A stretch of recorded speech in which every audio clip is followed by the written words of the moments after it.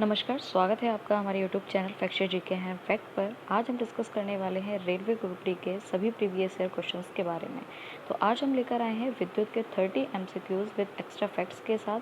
जितने भी previous year questions हैं आज की वीडियो में हम डिस्कस करने वाले हैं। ये हमारा पार्ट 6 वाला वीडियो रहने वाला है। पार्ट 5 जो है, part 4, part 3 and part 2 first जो है वो हमने वीडियो अपलोड कर दिए चैनल पर। जिसने भी नहीं देखा वो जाकर ज़रूर देख ले। हर एक क्वेश्चन जो है काफ़ी इंपॉर्टेंट है। हम अपने जितने भी topics and previous year questions हैं टॉपिक वाइज एंड पार्ट में हम उसको डिस्कस कर रहे हैं।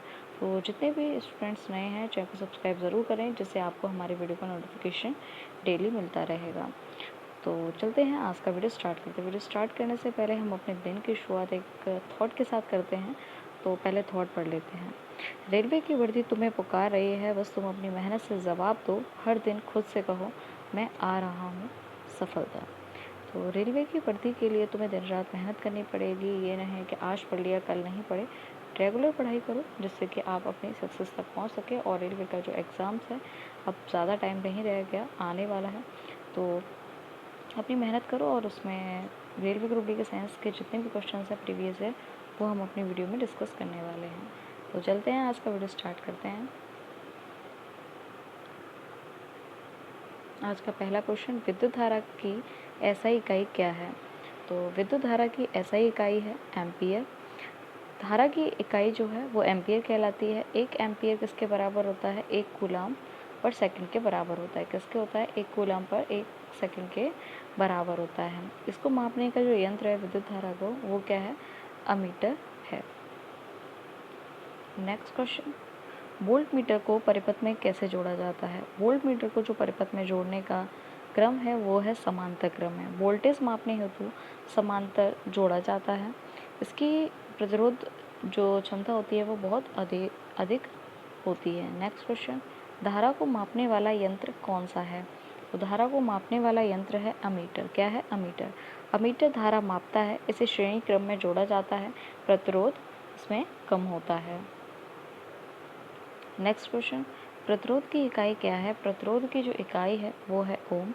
ओम का जो नियम है, कई बार क्वेश्चन जो है उससे रिलेटेड आ जाते हैं ओम के नियम से रिलेटेड। तो उसका जो फॉर्मूला है V बराबर आई आर। ओम का नियम क्या है? V बराबर आई आर। दिया गया जॉर्ज साइमन ओम द्वारा है। जो दिए गए फॉर्मूला किसने दिया है? जॉर्ज साइमन ने दिया है। यदि किसी चालक का प्रतिरोध बढ़े तो धारा पर क्या प्रभाव पड़ेगा? तो धारा जो है वो घटेगी। धारा प्रतिरोध के व्युत्क्रमानुपाती होती है। घरेलू विद्युत धारा किस प्रकार की होती है? घरेलू विद्युत धारा जो होती है वो एसी होती है, यानी कि परिवर्ती धारा होती है। भारत में एसी की जो आवृत्ति है वो 50 हर्ट्ज तक है। कितनी है? 50 हर्ट्ज। भारत में एसी की आवृत्ति कितनी है? अभी हमने डिस्कस किया था, कितनी है? 50 हर्ट्ज। अमेरिका में कितनी है इसकी? 60 हर्ट्ज तक है।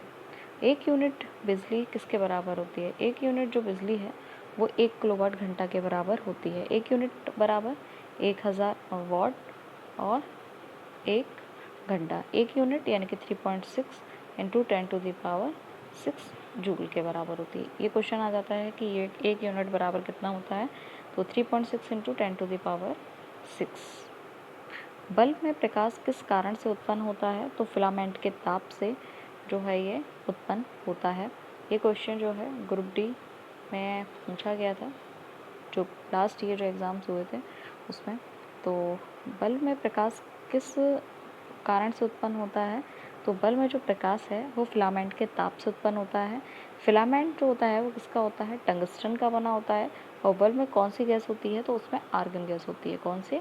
आर्गन गैस होती है।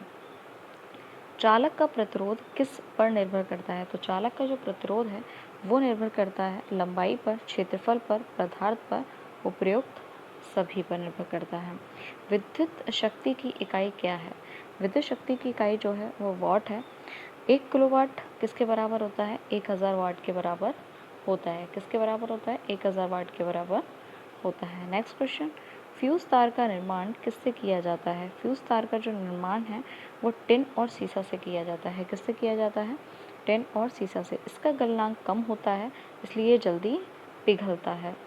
नेक्स्ट, विद्युत ऊर्जा को मापने वाला यंत्र क्या है?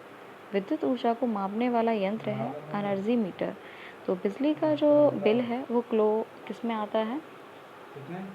किलोवाट घंटे में। ठीक है। यदि वोल्टेज समान रहे और प्रतिरोध बढ़े तो धारा पर क्या असर होगा? तो धारा जो है वो क्या होगी? घटेगी। अगर वोल्टेज बढ़ रहे हैं और वोल्टेज समान रहते हैं और प्रतिरोध बढ़ता है तो धारा जो है वो कैसी होगी? घटेगी। ठीक है। फिर परंपरागत धारा की दिशा क्या होती है? परंपरागत जो धारा की दिशा होती है वो होती है पॉजिटिव और नेगेटिव। पारंपरिक धारा में धन से ऋण की ओर जाती है। नेक्स्ट क्वेश्चन, वोल्टेज बढ़ाने घटाने वाला यंत्र क्या है?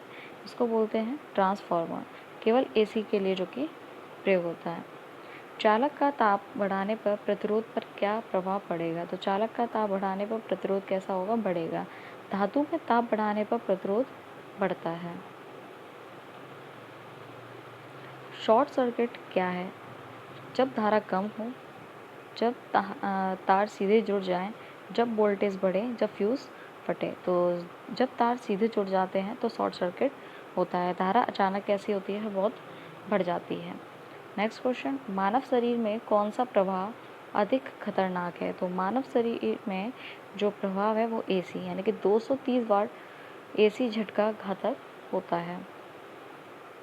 तांबा किस प्रकार का पदार्थ है? तांबा जो है वो एक चालक है। अन्य चालक एल्यूमिनियम और लोहे के हैं। बल्ब का फिलामेंट किससे बना होता है? अभी हमने थोड़ी देर पहले डिस्कस किया था। जो बल्ब का फिलामेंट है वो टंगस्टन से बना है। टंगस्टन का गलनांक कितना होता है? 3400 डिग्री सेंटीग्रेड होता है। नेक्स्ट, विद्युत ऊर्जा का सूत्र क्या है? विद्युत ऊर्जा, इससे रिलेटेड क्वेश्चन काफ़ी बनते हैं। अगर ओम पूछा जाए तो ओम बराबर V इक्वल I, ओम के नियम पर आधारित कोई फॉर्मूला आ जाता है।